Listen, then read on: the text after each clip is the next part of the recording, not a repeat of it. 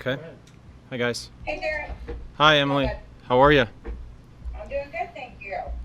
What are your feelings about this opportunity, and what do you hope to do with it? Well, anytime you have a chance to put on a Major League Baseball uniform, it's a special opportunity and honor. We've been in conversation with the Rangers dating back a few years. They've shown interest in me as a player, and then obviously most recently, just a few weeks ago, when I opted out with the Cincinnati Reds the first go around. So, very blessed and thankful and appreciative of the opportunity from John Daniels and the whole Rangers organization. I'm here to bring energy.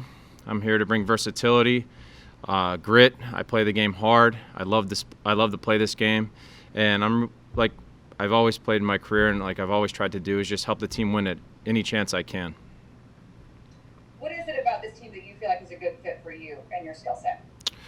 Well, there's some really good young talent here, and I was once a young player. I still feel very young at 31 years old, and I've learned a lot, and I feel like I've accomplished a good bit. But I'm here to just set an example and work hard and have the guys' backs, the staff, everyone included, and just and play hard and bring that energy in the dugout and in the clubhouse, and because you kind of need it right now with no fans and the way that the game is right now.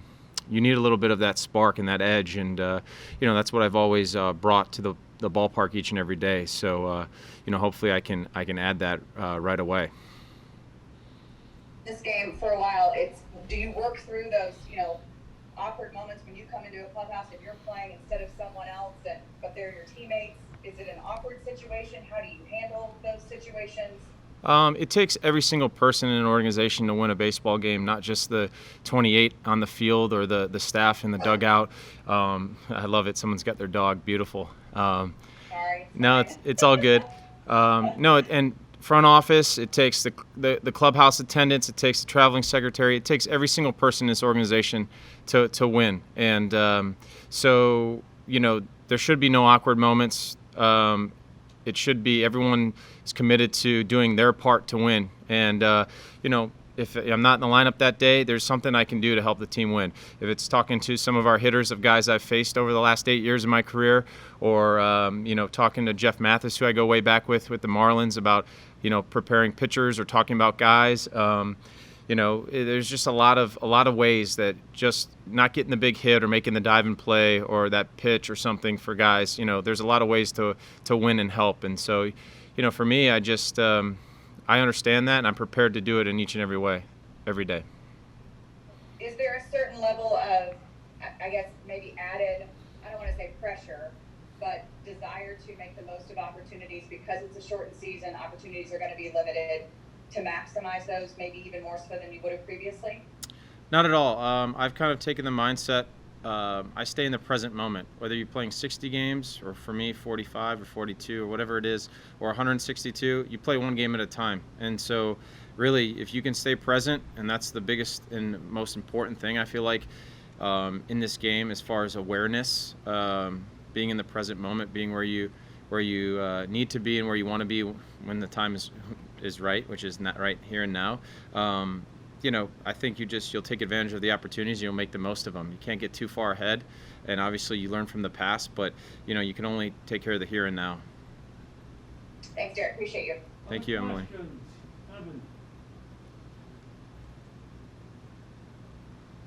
Hey, Derek. Nice to meet you. Hi, Evan. So, very quickly, when you opted out with the Reds, did the Rangers actually extend you an offer, or was there no offer there at that point in time, just interest? There was definitely an interest in an offer. It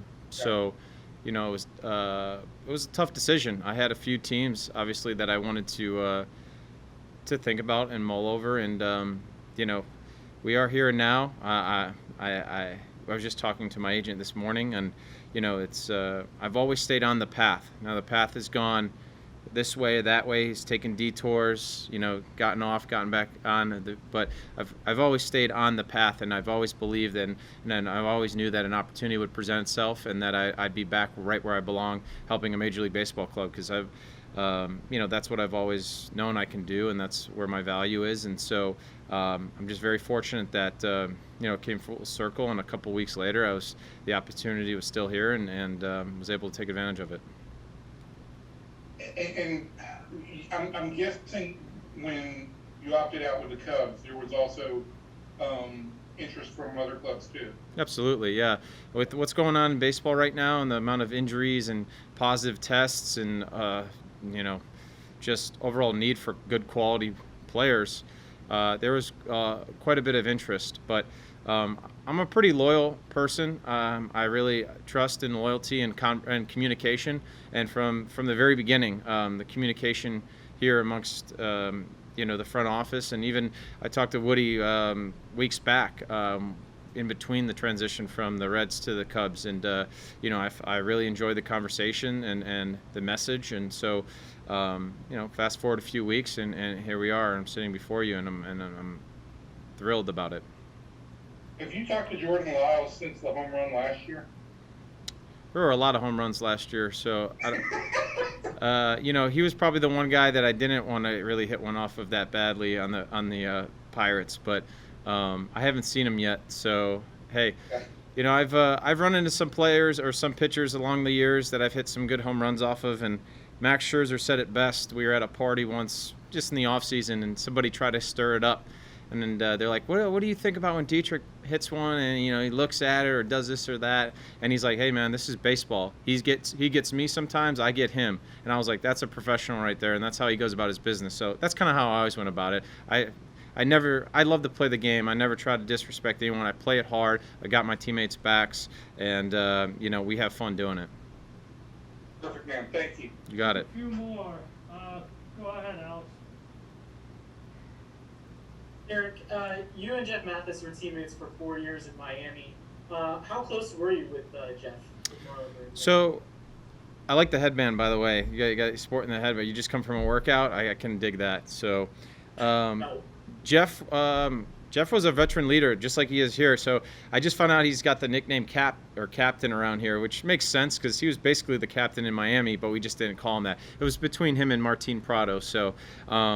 But, Jeff has been a leader from the first day I met him. Obviously, being a catcher, he plays, he's ready to play every single day, and he's always prepared, and he works hard. And so, I definitely got that experience and that knowledge from him just about how to go about my business from the very beginning. And he's always been good to me. My locker is right next to his, 6 feet apart, of course, but close to him in the clubhouse now, and so it was nice to see some familiar faces.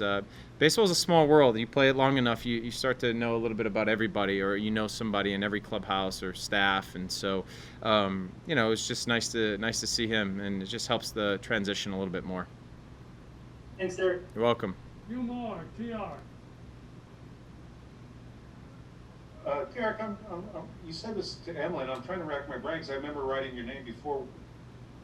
You were at one point a candidate to sign with the Rangers after the Marlins. Can you refresh us how that went down, or?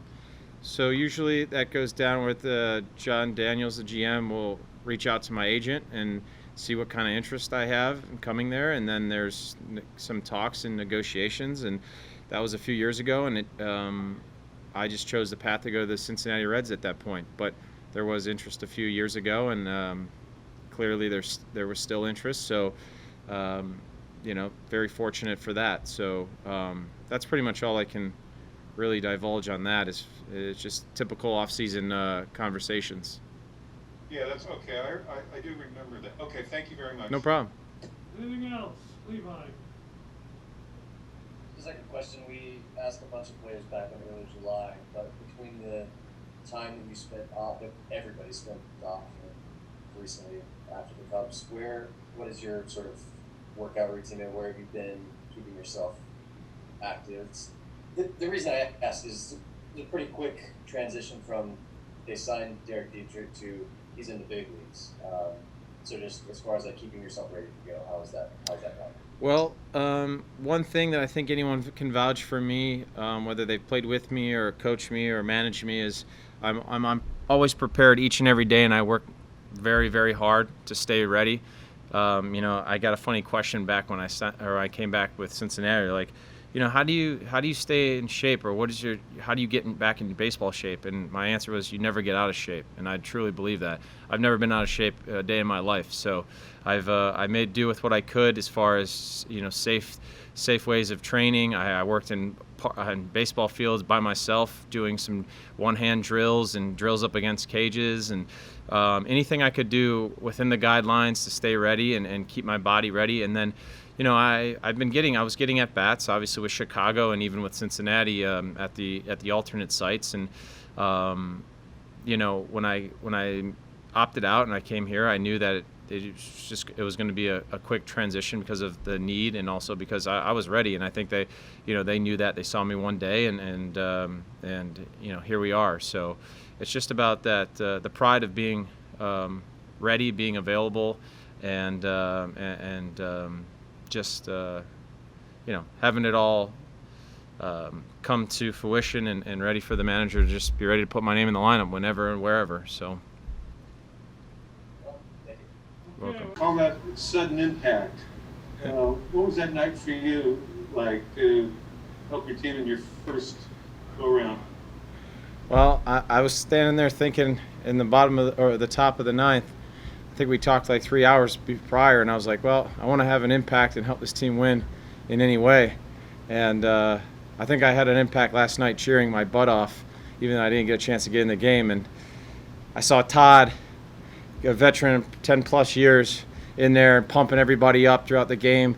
Hey, we chip away, just put runs on the board one at a time. And, that's the type of leader he is, and that's what it took. I mean, it was fun. I mean, we didn't get them all at once until the end there, but a little bit here, a little bit there, and then you start rolling the lineup out there, and that 8th inning was fun. I was pumped up. I don't know if it was the crowd noise or the clamoring in the dugout, but it felt good to feel that again. It's been a little bit for me. Other questions? Any other questions? Go ahead, Evan. Derek, is there? You haven't had any. When was the last time you had live at bats? Was that Saturday? Yeah, it's kind of funny.